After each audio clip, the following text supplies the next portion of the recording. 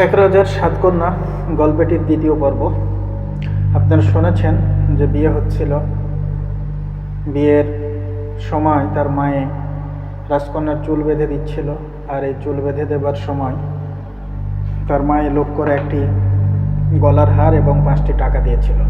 কারণ রাজার নির্দেশ ছিল যে তাকে শুধু পরনে যা আছে তাই পরিয়ে তাকে বাড়ি থেকে বিদায় করে দেবে, কেমনে আল্লাহর কামাই খায়।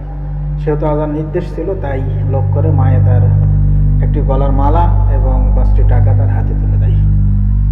আচ্ছা, এটা নিয়ে যখন কাঠুরার হাতে সঁপে দেওয়া হয়, কাঠুরা নিয়ে রওনা দিল জঙ্গলের সেই কুঠুরি ঘরেতে, যেই কুঠুরি ঘরে তার বড় বউ এবং তিনি থাকতেন। সেখানে যাবার পর বড় বউয়ে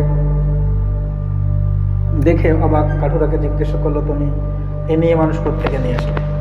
তো বললো, এইটা আমি বিয়ে করেছি। বললো যে তুমি একজনের ভাতই দিতে পারো না, তুমি আরেকটা বিবাহ করো কি করে? আরেকটা বিবাহ কি করে করো? আর কোত্থেকে এটাকে নিয়ে আসলে? বললো যে এটা আমাদের রাজার ছোট কন্যা, সবচেয়ে ছোট কন্যা। তো বলছে, রাজা খায় দেয় কাজ পায়নি, তোমার সঙ্গে এই ছোট কন্যাকে বিয়ে দিয়েছে? তো বলছে, হ্যাঁ বিয়ে দিয়েছে। এই যে তর্ক বিতর্ক দুইজনের মধ্যে চলছিল। শেষ পর্যন্ত সেই রাজকন্যা বলল যে হ্যাঁ, ঘটনা সত্য। যাবতীয় বৃত্তান্ত খুলে বললো যে এই কাহিনী, এর কারণেই আমাকে বিয়ে দিয়ে কাঠুরের সঙ্গে পাঠিয়েছে। তো এখন যে কথাটা, সেটা হলো, বিয়ে যখন হয়ে গেছে তখন আমরা একসঙ্গে থাকি, একসঙ্গে সংসার করে খাই। কাঠুরে বাবু বলছিল, কীভাবে? ও তো আমার দুইজনেরই পেটের ভাত জোগাতে পারে না। তোমার জন্ম হলো রাজপ্রাসাদে, বেড়ে ওঠা রাজপ্রাসাদে, তোমার সব কিছু রাজার হালে করা, এখানে তুমি এই কোঠরি ঘরে কিভাবে থাকবে? আর এই দিন অন্তর সাজ অন্তর খাবার কিভাবে খাবে, কিভাবে কী করবে? তা হচ্ছে সেটা আমার তদ্বির, যদি আমার তদ্বিরে তাই থাকে তাই হবে। অতএব আমরা ক্যাসাল বা গণ্ডগোল না করে আমরা মিলেমিশে সংসার করি। কাঠুরের বড় বউ আর কিছু বললেন না, যেহেতু রাজকন্যা, তার সঙ্গে বেশি কিছু করতে গেলে এইটা নিয়ে আবার ঝামেলা হবে, বিধায় মেনে নিলেন, দিয়ে তারা থাকলো।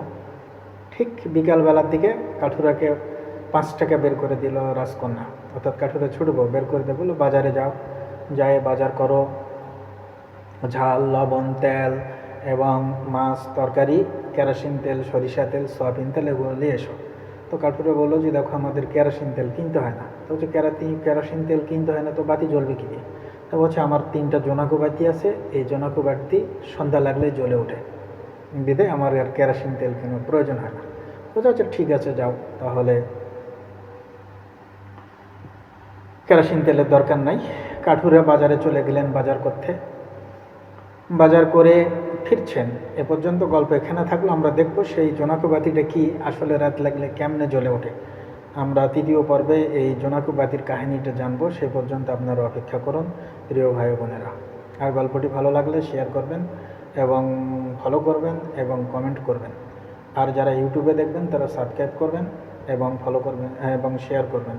এবং সেই সাথে যারা টিকটক বা ইনস্টাগ্রামে দেখবেন তারা শেয়ার করবেন, ফলো করবেন। এই বলে আমার কথা শেষ করলাম। সবাই ভালো থাকুন, সুস্থ থাকুন।